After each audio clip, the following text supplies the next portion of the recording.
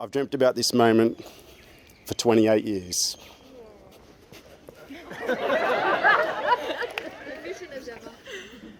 I believe there was betting on crying. I'm really hoping that Conor's still in front.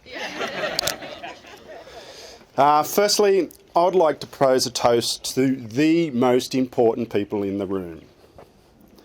For without them, none of this would be possible. Heidi Kelly and Megs and I. Cheers to us.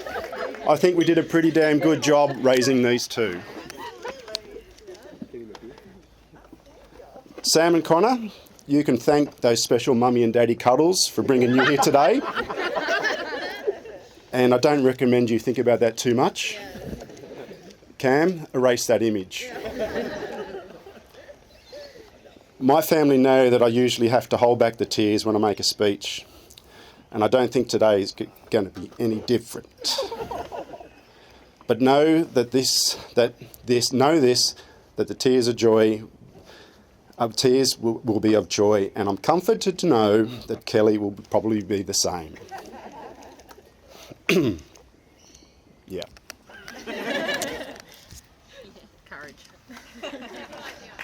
Courage, Cordial.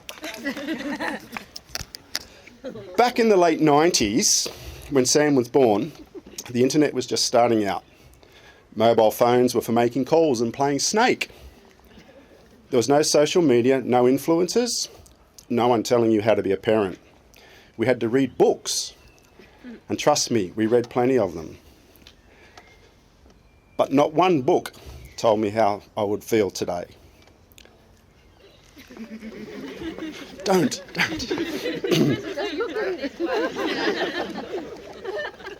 Watching that tiny bundle of love grow up and find someone she loves as much, or maybe even more than me. And I couldn't be more grateful that that person Sam chose is you, Conor. Conor, from the very first time we met, you showed nothing but respect, kindness and love. Not just to Sam,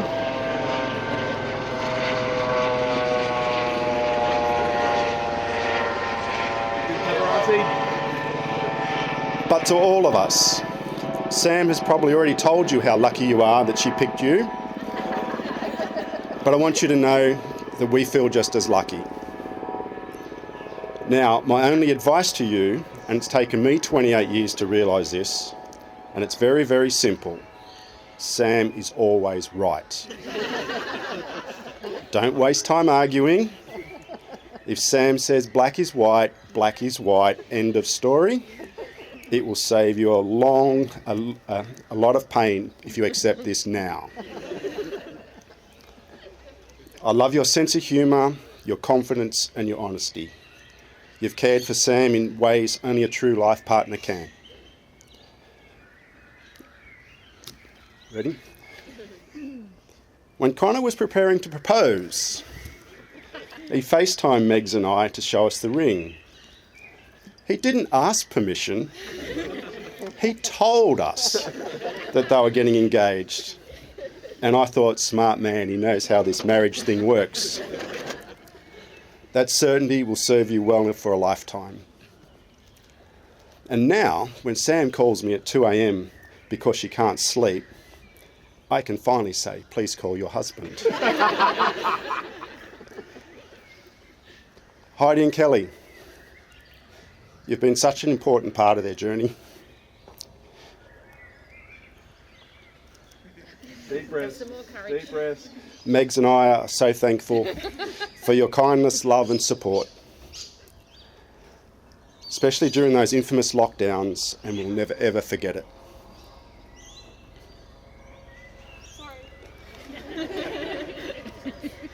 Sammy, our baby girl.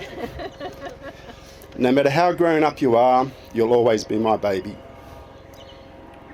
Megs and I are so proud of you, not just for today, but for the person you've become. Dance your way out of it. Just keep dancing. Helicopters are saving me.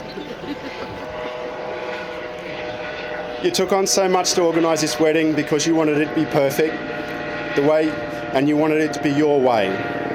That determination, that drive to set high goals and achieve them is one of your greatest strengths. It's also the reason I've got no hair. And Conor, I know you'll agree, you've chosen an extraordinary young woman. Sammy, you're compassionate, loving, funny, intelligent and strong. It's our privilege to have you as our daughter. You've already achieved so much and you're just starting. And all of us are here have been lucky to share in your journey. That's the hard stuff. When we were moving, we found a bucket list Sam wrote in school. Oh, no. 121 items on the list. And she's ticked off a lot already, and I thought I'd share some with you. There's no pictures. Number 13, go ziplining through a jungle. Number 43, learn a language. 47, learn to drive. 59, visit Italy. 72, visit Milan. 100, one of my favourites, and it's to make a difference in someone's life. Sammy, you've made a difference to every single person here, especially me. 101, see something majestic. What was that? It's Conor! 119, cry with happiness. Done. And a couple of big ones, Conor, you've been part of. Number 5, travel a lot. Number 3, buy a house.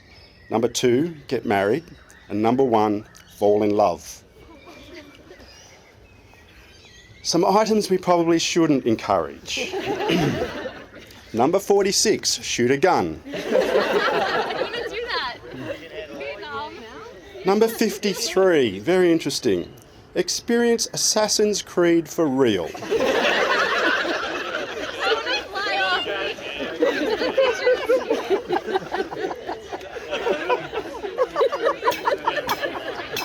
Number 80, hook up.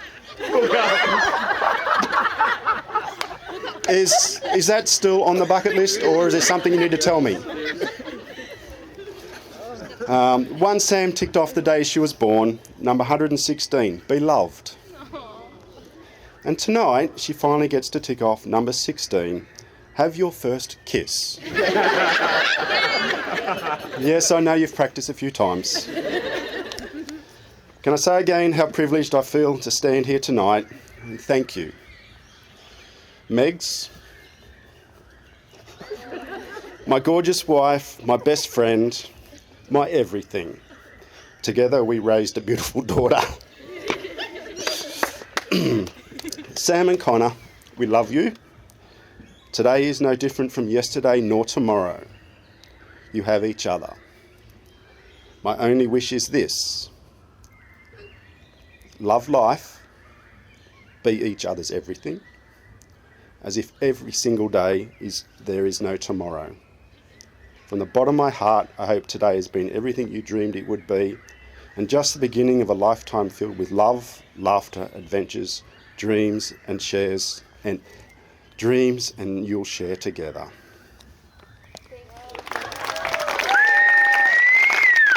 When a father has children, his goal is to raise a better version of himself, to give them more than he had, and hopefully make their life a little easier than his. Well, guess I nailed it. Twice. But of course, I can't take all the credit. As I say, it takes a village to raise a child.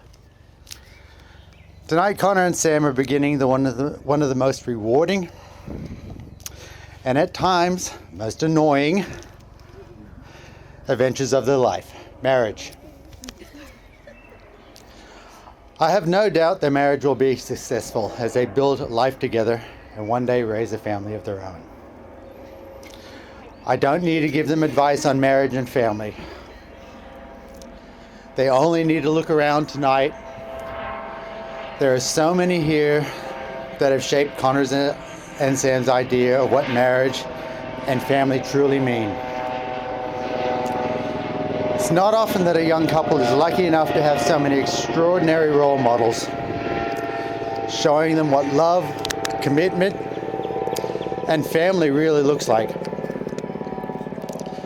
From my side of the family, you have my mother, Des, and her husband, Ian, over 30 years together.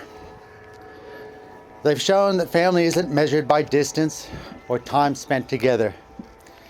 It's measured by knowing that when needed, family is always there for you. No questions asked. I know Sam has had the same example from Mark and Megan.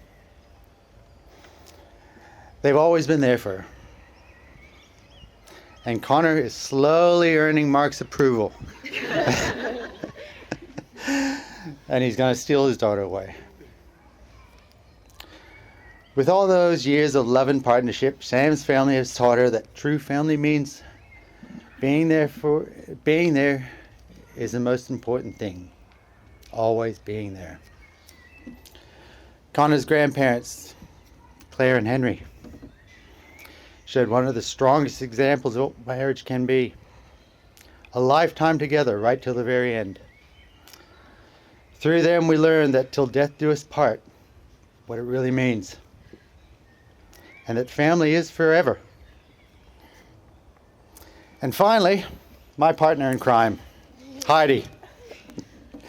She's done an incredible job raising our son. Without her, our family wouldn't be what it is. Close, loving, and endlessly supportive. Thank you, Heidi, for everything you've done to make this family what it is today. I know that the next chapter in Conor and Sam's life will be filled with love, laughter, and hope because of the families who raised them and the values they've learned along the way. They both know that whatever life brings, they have the support, unconditional love, and strength of family behind them. Always there when needed. So on that note, please join me in a toast. Raise your glass to Conor and his new partner in crime, Sam.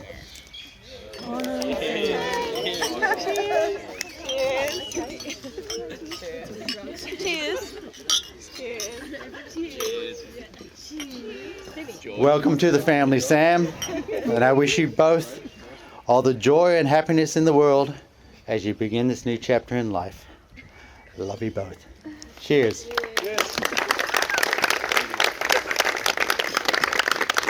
So I've had the privilege of being somewhat of an adopted older sister to Sam, much to Jared's dismay. She spent many years raiding my wardrobe, asking for advice, and of course supporting one another through our angsty years. Which, when you think about it, means that I've seen pretty much every version of her.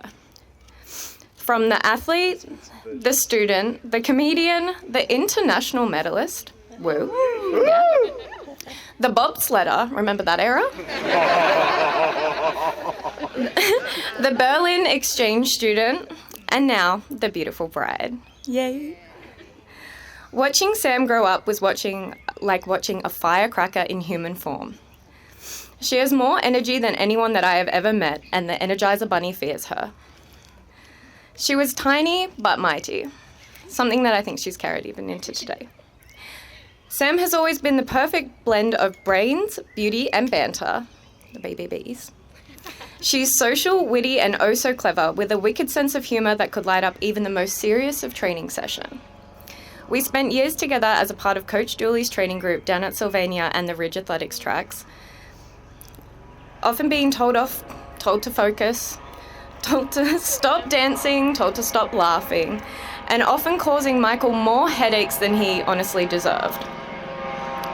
Together over the years, we have travelled to competitions and training camps both nationally and internationally, shared wins, tears, and moments that I will cherish forever.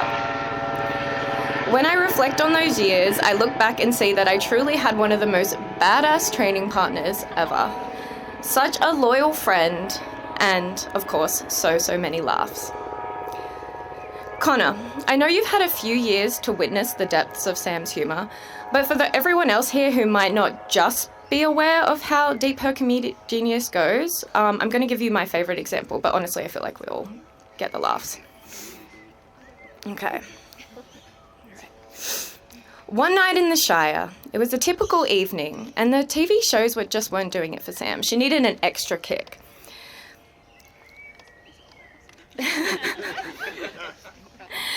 And with the help of an Amazon order that conveniently arrived earlier that day, she called up her partner in crime, me, to come over some ice cream and a hang.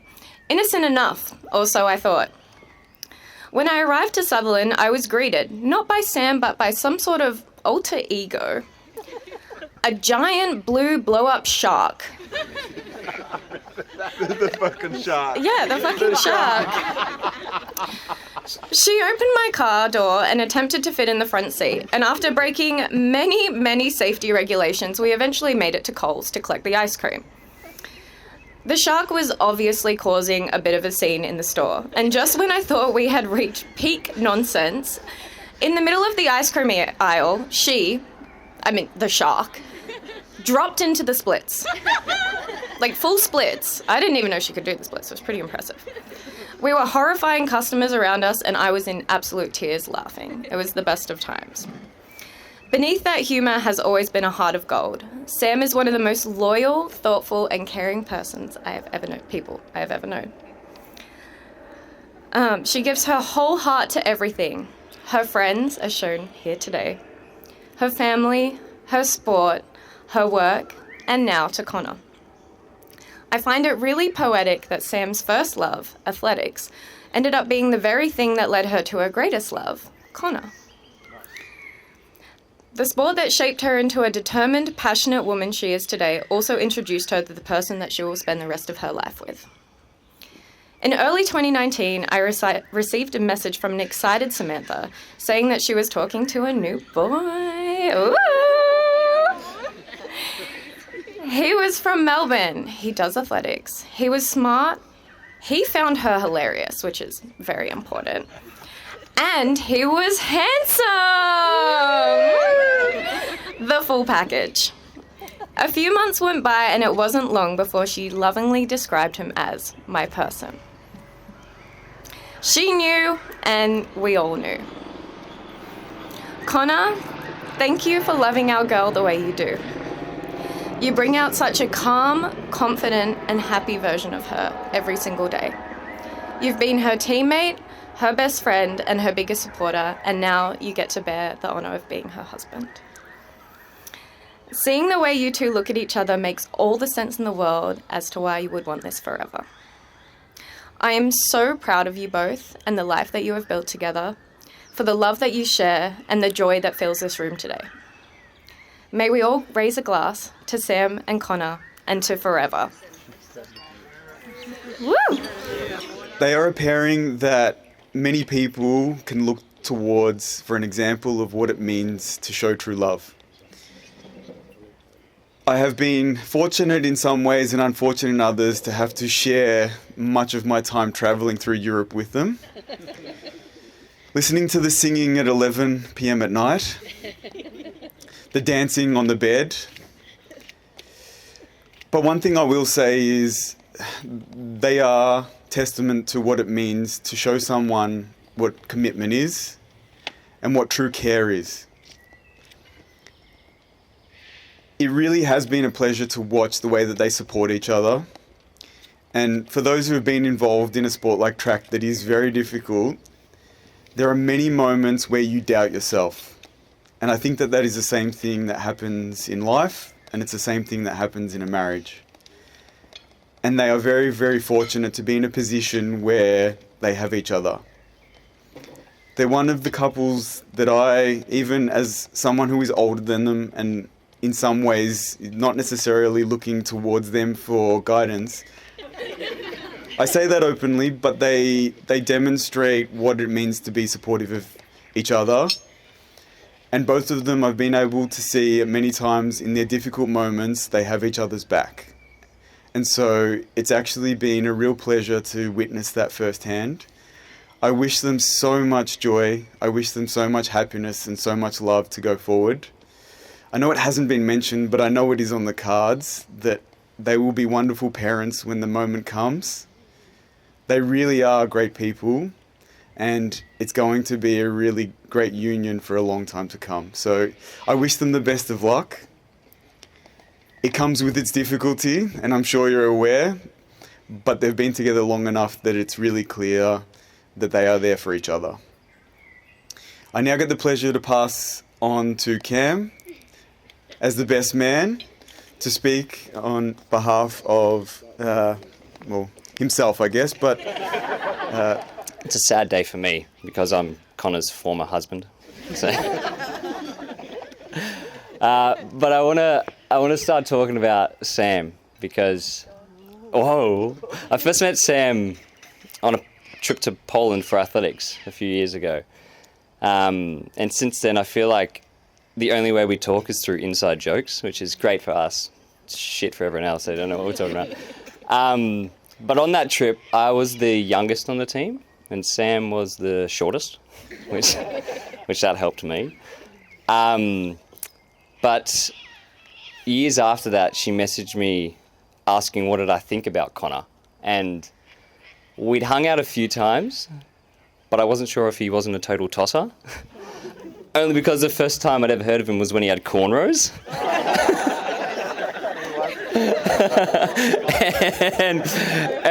and back then he was saved in Sam's phone as Budgie Boy.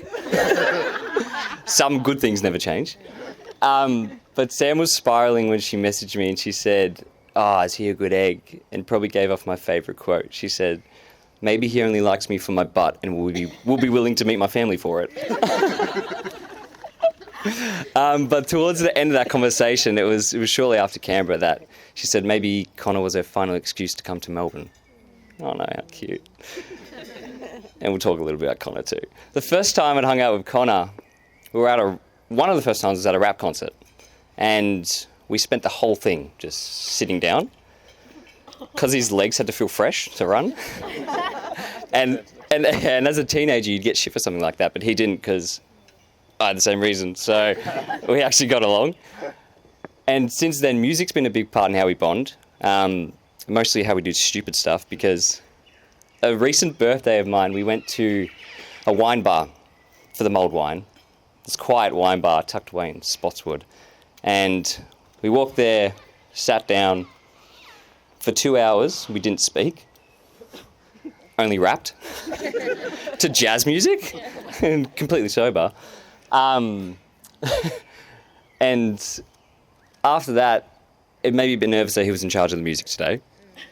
There was early talks of a DJ Frypan set. Still is. The best way I can describe him is being responsibly irresponsible, but completely dependable, because another major task he had today was playing golf with the boys at 7:30 in the morning. And he would do everything for his boys. He loves his boys. And when he's 2 drinks in, really loves his boys. I shouldn't have been shocked when one day I came home from work and there was rose petals scattered all the way to the bedroom. I walked in and I'm like, that's odd, but sweet. Harry's filming me at the door and I heard noise from the bedroom and I looked through and I could see a little slither of a white balloon being blown up. And naturally I assumed it was Conor in there, I don't know why. But I thought he was blowing up condoms like balloons, as you do. And so I walk in and there he is lying pretty much naked on my bed with a piece of cardboard covering his crotch. And that was his best way of asking me to be best man. And they weren't condoms. We take it slow. He's either all in or all out. There was one time during his lunch break at work that we called him and said, do you want to come buzz cut your hair? And the correct response was, check with Sam first. And he said that. So we came over, we buzz cut his hair, and he went back to work, and we promised Sam never again. But Sam's to blame for all of his antics because she never slows him down. Only hurdles can do that.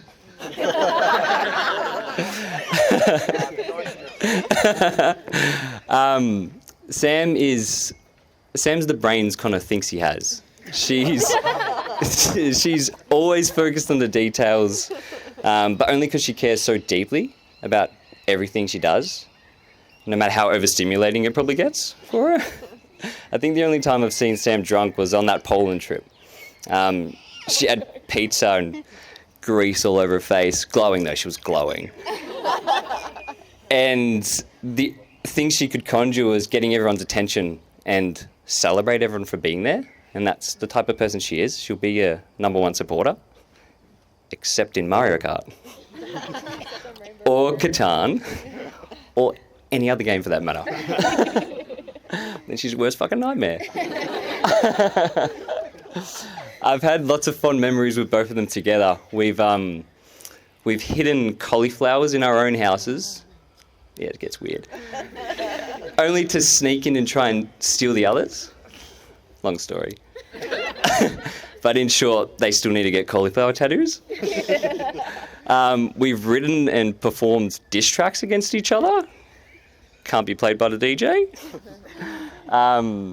And from rearranging their whole house to hiding in it in big cardboard boxes, it's all happened since 10 years ago since I first met Sam. So it makes me excited for the next 10, but scared.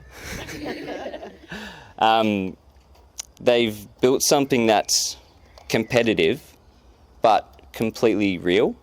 And through everything I've seen, they've built something that's unmistakably their own. And beyond all the jokes, I really do think they've shown everyone what love truly is. And Georgie and I talk about it a lot in that. They showed us what it can be and what it should be. So for that, I just have to thank you. And you've spent so much on tonight, so make sure you have the time of your lives. They make everyone around them better. They make each other better.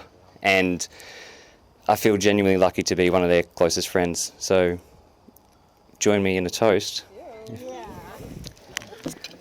Left hand for some. So Conor and Sam, may never, ever, ever change, and may those cauliflower tattoos finally happen. When Conor asked me to be a groomsman, I was surprised, nervous, and above all, I was honoured. I didn't have a clue what was involved, but I was pretty thrilled that I'd get to stand by him today. When I say I didn't know what's involved, I really do mean that. A week out from the wedding, Mum asked me, "Are you sure you know where the wedding is?" And I confidently answered, "Of course, I'm a groomsman," as if I wouldn't know where the wedding is. It's obviously at Captain's Cook Cottage. She looked at Dad and she goes, "You might want to check that, buddy, because that is 3 kilometres away in Fitzroy Gardens." I had no idea how I was convinced of that one, but I think it's pretty clear that with regards to weddings, I have no clue what I'm doing. In fact, I've only ever been to one other wedding as an adult, and I was somehow falsely accused of flirting with the bride, and haven't spoken to either of them since. Wasn't it your cousin? Oh, that was the other one, actually. Two weddings. The one with the cousin, there were no accusations, don't worry. Moving on. So it is with great caution that I say, Sam, my God, you do look beautiful tonight. While I'm clearly not here for my knowledge of wedding procedures, I'm also pretty sure Conor hasn't asked me to speak for my fascinating and in-depth insights into the meaning of life, love, and pledging eternity to another human. Since the COVID years when I first met Sam, somehow they've bought a home, travelled the world for however many times, and built some sort of life together. In those same years, I reckon I've maybe been on 5 dates. I am so wildly unqualified to speak to what we've witnessed today. What I can offer insight on is the growth and development of this man, Conor. Apparently we went to kinder together. I'm not sure if that's true. Heidi and my mother, Ciel, have been mates for forever. For a long time. But Conor and I probably kicked things off about 15 years ago when we were catching the train every day for many, many years. In Sam, he's somehow found a perfect match. For such a conventionally attractive couple, you'd be forgiven for assuming that they're really cool. My God, would you be wrong? These have to be the dorkiest bunch of nerdy weirdos that have somehow disguised themselves from that stereotype. While I'm into cool things like camping and fishing and drinking, they're into playing clever word games, dressing up to themes, and playing Settlers of Catan. Conor knows what a scent profile is. He owns Italian loafers, and he enjoys artisanal coffee, whatever the hell that is. He's refined and gentlemanly and nerdy as hell, while I'm coarse and uncultured. Playing the sympathy card there. Not a messy eater. That's for sure. In fact, as Cam just told us, Conor told me about the game they play with Georgia and Cam, where they hide items in each other's house and then take it in turns to break into each other's houses and rifle through all of their prized possessions to try and find these items. To them, that's apparently crazy fun. To me, I'd find it an invasion of privacy or possibly even a felony. However, that does bring me to the thing I admire most about Conor. Not that he's an elite athlete that's committed himself to an unloving sport at the highest level for the best part of a decade. Not for the community that he's found, many of you who are here today, based purely on this pursuit. The fact that he's built a life where he gets to take at least 2 holidays a year to go overseas and run fills me with jealousy, not admiration. No, what I admire most about Conor is that he is so unapologetically himself. I've watched him grow up. There were periods there where he probably struggled with his own identity, found himself in a crew with people that didn't really want the best for him or align with who he is. But he grew and he learnt, and I reckon we've all got a lot that we could copy from him there. Just look at the man that he's become and the people with which he chooses to surround himself. Conor, it's been a pleasure growing up with you, and it's humbling that I'm one of the people you want to be around, especially on a day like this. Conor and Sam, I wish you nothing but the best, and Sam, I reckon you picked a good one.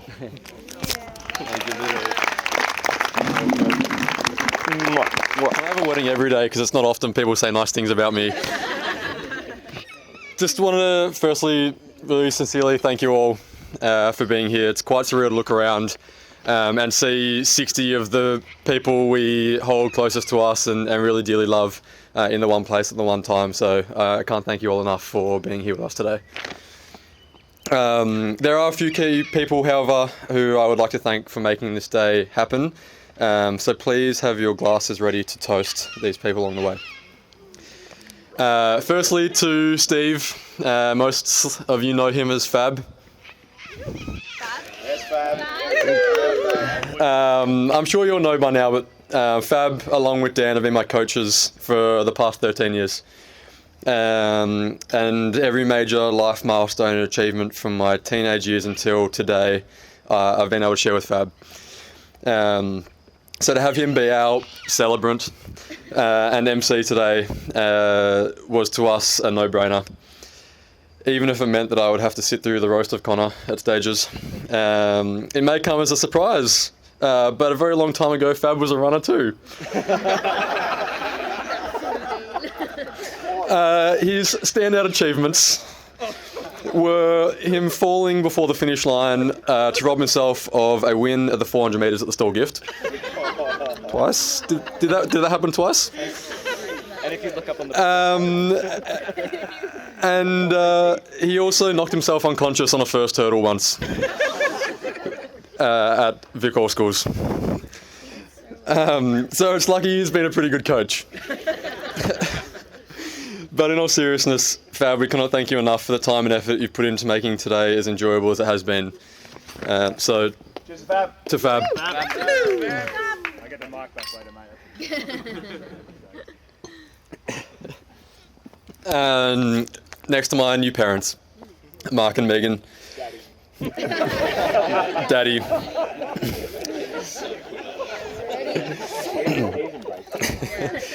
I'm so grateful for the way you both took me in from the first moment I met you and was allowed to stay under your roof. Mark's version of greeting me at the door with a shotgun was actually taking me out to Port Hacking for a kayak. And he put me in a tiny little surf ski, took his nice big wide surf kayak, and safe to say I was pretty quiet that whole ride, just trying to stay in the boat. But I stayed dry, and I think that was one of the first times where I started to get a bit of approval from Mark. But I cannot thank you both enough for the way in which you've raised your daughter, my now wife, in shaping her to become the incredible person she is today. She is so lucky to have been able to have been afforded every opportunity that you've given her. There was no ask too big and nothing you both wouldn't do as parents to make sure your child could have a go at doing everything they wanted to. Whether it be something small like spending time teaching them a new skill, skipping or riding a bike, or having the patience to stick it out, patience to stick it out for as long as was needed. Or waving her goodbye on a semester exchange to Germany, where she knew no one and very poorly spoke the language. Sam is so incredibly lucky to have you both as her parents, and now I am too. So to Mark and Megan, thank you.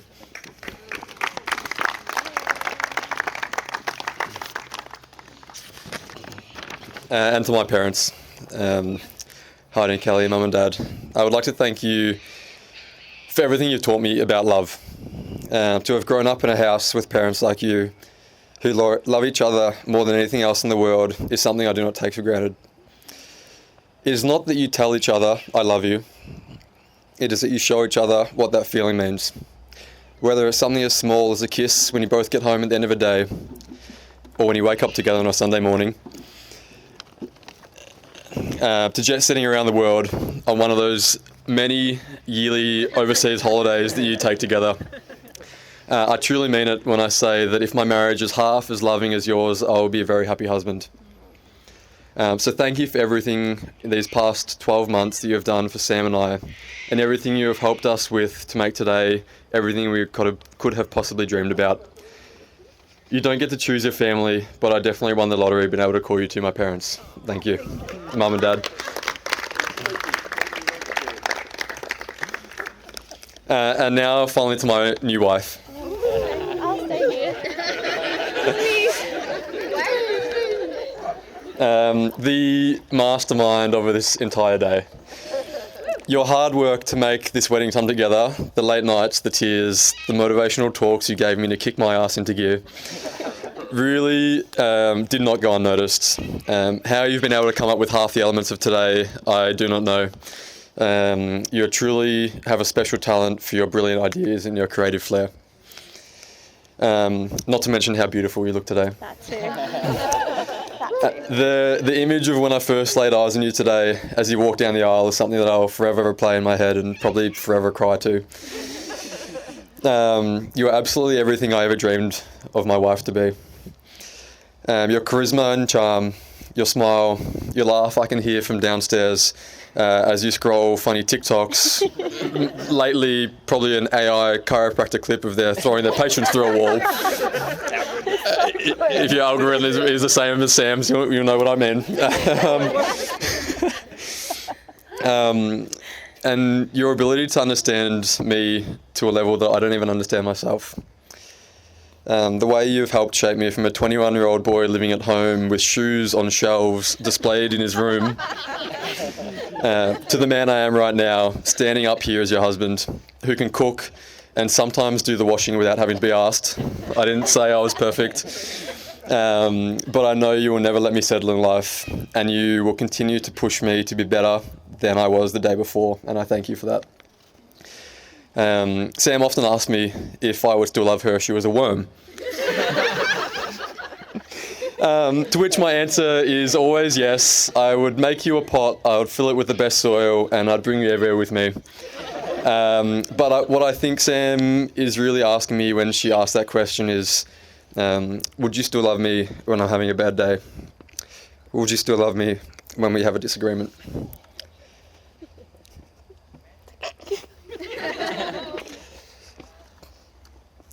Would you still love me when I'm old and soft, would you still love me when life changes us in ways that we don't expect?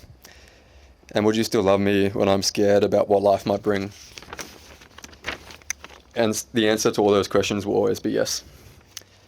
In every season of life, I will always love you. So thank you, Sam, for being my wife and for being my forever person. I cannot wait for the rest of our lives together. And thank you again for everyone coming tonight. It's been a truly wonderful night. So I hope you all enjoy the rest of the evening. For those asking, the projector is finally it's dark enough to watch, and soon enough we'll have the dance floor going. So I'll expect to see plenty of you having a good boogie. And thank you all again.